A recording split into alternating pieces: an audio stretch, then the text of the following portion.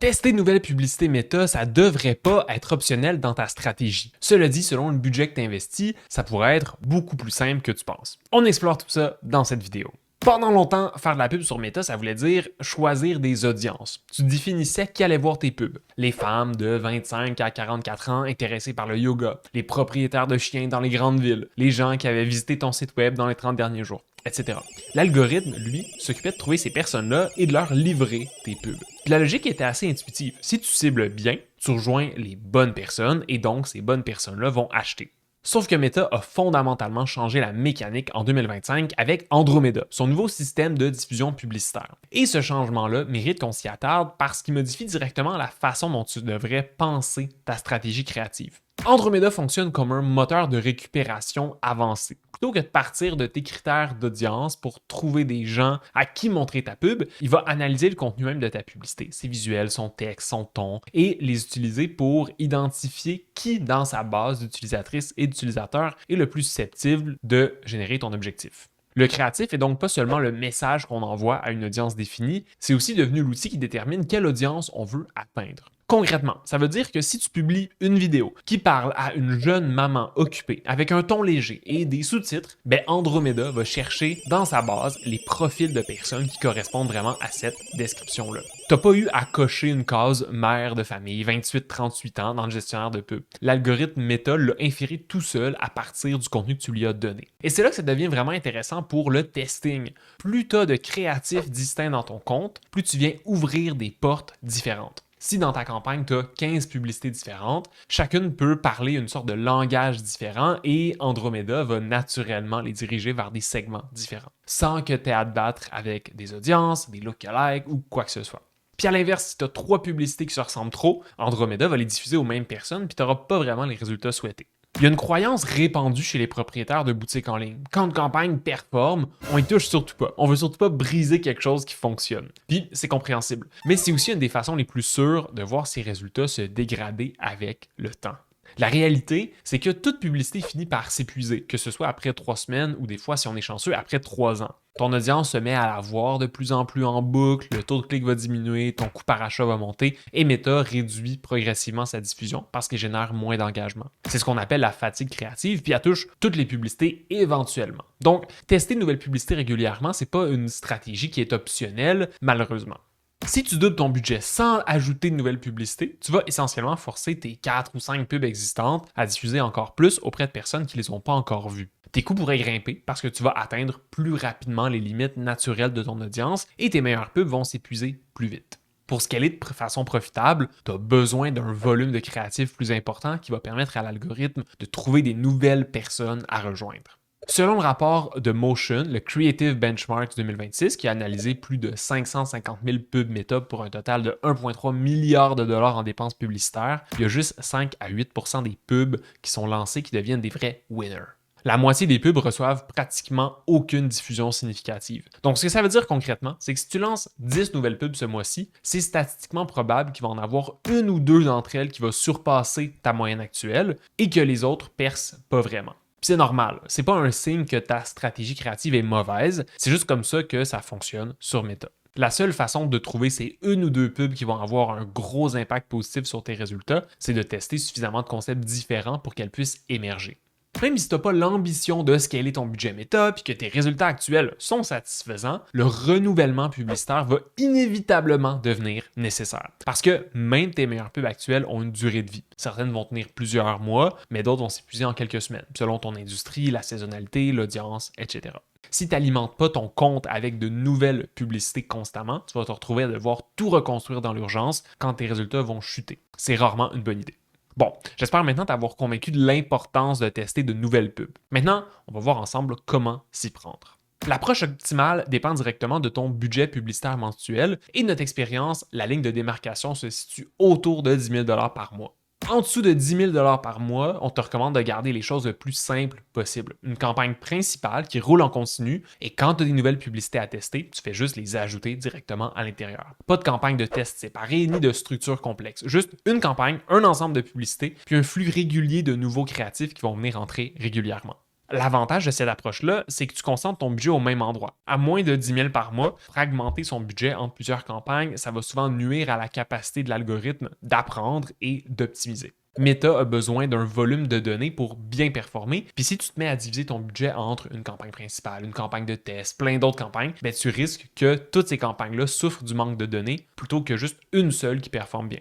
En plus, à ce budget-là, forcer une dépense publicitaire dans des tests à part va venir réduire ton retour sur investissement parce que tu obliges Meta à investir dans des pubs qui vont généralement pas fonctionner. Lorsque tu gardes simplement une seule campagne, Meta va pouvoir tester agressivement tes pubs et rapidement mettre de côté celles qui n'amènent pas de résultats, puis mettre de l'avant celles qui marchent. Bon, à partir de 10 000 par mois, tu as suffisamment de budget pour justifier une structure un peu plus sophistiquée, puis surtout pour en tirer de vrais bénéfices. C'est là qu'on introduit une campagne de test qui va être séparée de ta campagne principale. Ta campagne principale devient donc l'endroit où vivent tes pubs qui ont déjà fait leurs preuves, celles qui livrent des résultats qui sont stables, qui sont prévisibles et qui sont bons. Ta campagne de test, de l'autre côté, va faire office de laboratoire. C'est là que tu envoies les nouvelles publicités pour voir comment elles vont se comporter avant de décider de les intégrer à ta campagne principale.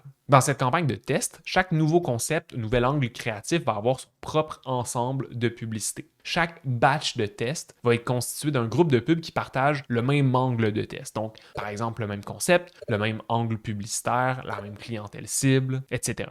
Donc, imaginons que tu vends des suppléments sportifs puis tu veux tester 3 nouveaux angles. Un axé sur la récupération après l'entraînement, un sur la performance en compétition, puis un autre sur les ingrédients naturels. Ben, chacun de ces angles publicitaires va pouvoir être testé dans son propre ensemble de pubs avec quelques variantes créatives à l'intérieur de chaque ensemble. Ça va te permettre de voir clairement quel angle résonne le mieux avec le marché sans que les résultats se mélangent entre eux. Côté budget, on recommande généralement d'investir 5 à 10 de ton budget total à ce volet de test. Ce qui est bon à savoir, c'est que ce serait possible d'investir plus si tu crées un volume important de nouvelles pubs, mais tu cours aussi le risque de voir tes retours sur investissement moyens sur ton budget total diminuer. Plus on met une proportion importante de budget dans les tests, plus on a d'investissements qui sont faits dans des publicités échecs qui ne fonctionnent pas.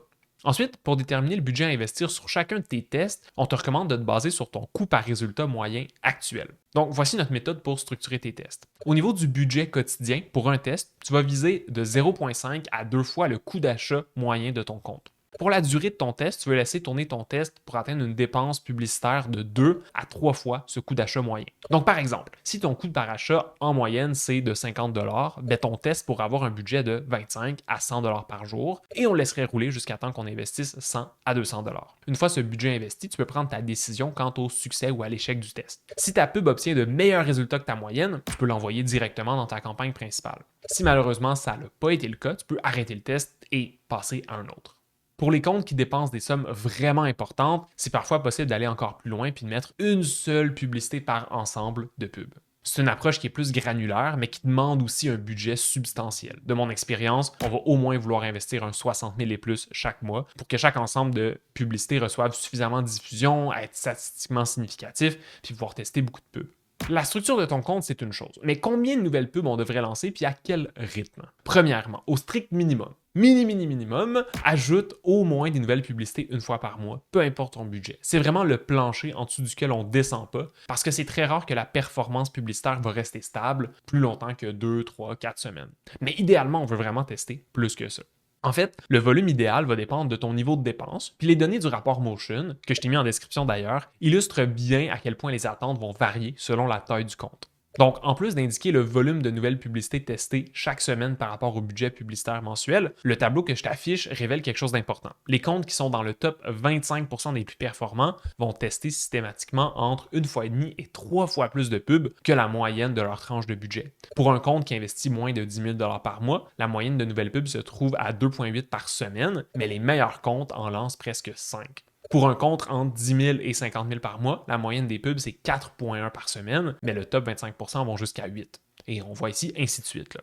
Ce qu'il faut retenir, c'est que les marques qui ont des meilleurs résultats et qui scalent plus vite sont généralement celles qui testent le plus. Au-delà de ça, la durée de vie d'une publicité, c'est difficile à prédire. Certaines pubs vont performer pendant des mois sans montrer aucun signe d'essoufflement, tant mieux, mais d'autres vont se brûler en quelques jours ou quelques semaines. Puis c'est justement pour cette raison qu'on recommande de maintenir une cadence de test régulière, indépendamment de comment tes pubs actuelles performent. Parce que si tu attends que tes résultats baissent pour commencer à tester, tu vas déjà être en retard. Avoir un pipeline de nouveaux créatifs en continu, c'est ce qui va te permettre de remplacer une pub qui s'essouffle sans jamais avoir de creux publicitaire. Puis si ton objectif c'est de scaler, le volume de tests est encore plus critique. Plus tu testes de concepts différents, plus tu vas avoir de chances de trouver les quelques pubs qui viennent vraiment impacter ta performance et plus Meta va disposer de matière pour optimiser ta diffusion auprès d'une nouvelle audience. Bon, on a vu comment structurer tes tests, à quelle fréquence t'es lancé, il reste une question fondamentale. Qu'est-ce qu'on teste exactement? Puis c'est là qu'on arrive avec ce qu'on considère comme le vrai cœur d'une stratégie créative mature, l'équilibre entre l'exploration et l'exploitation.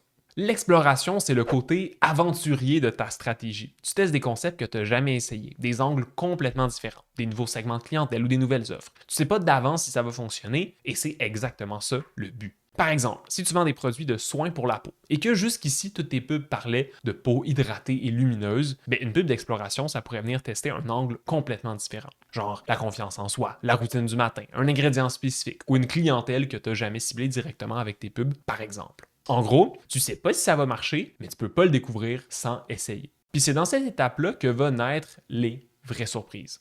De l'autre côté, on a l'exploitation, qui est à peu près l'inverse. Plutôt que de partir dans une direction inconnue, tu vas regarder les données de ton compte pour identifier ce qui performe déjà et t'en tirer de nouvelles variations. Disons qu'une de tes pubs avec un témoignage client vidéo va te générer un coût par achat 40% plus bas que ta moyenne. Wow! On pourrait expliquer la performance de cette pub-là avec plusieurs hypothèses. On pourrait dire que c'est une vidéo client authentique, UGC. On pourrait dire que c'est parce qu'on partage un témoignage. On pourrait dire qu'il y a un angle dans le témoignage précis qui fait que ça marche.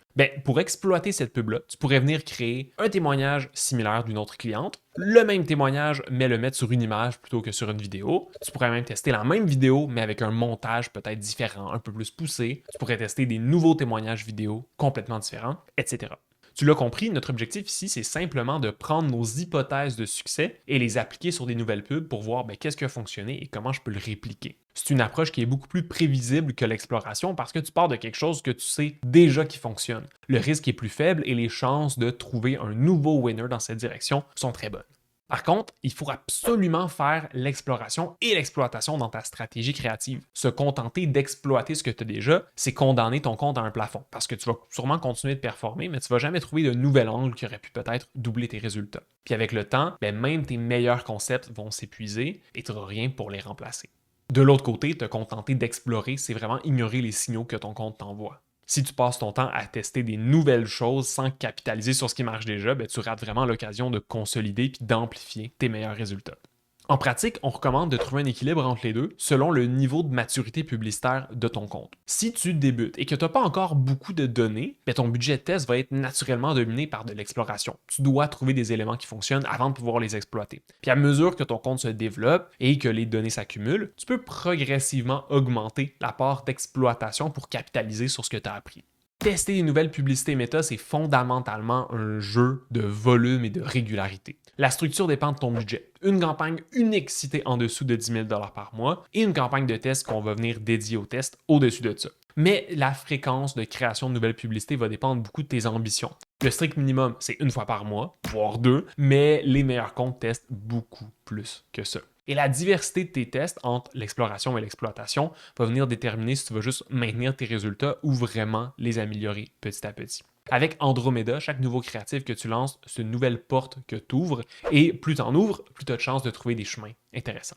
Si tu as une question sur le contenu de la vidéo, n'hésite pas à la mettre en commentaire. Sinon, je t'ai mis des liens intéressants pour pousser plus loin ta réflexion, comme nos 12 meilleures publicités de l'année chez nos clients e-commerce. Tu peux y accéder gratuitement avec le lien dans la description. Sinon, n'hésite pas à t'abonner pour pas manquer les prochaines vidéos. Salut!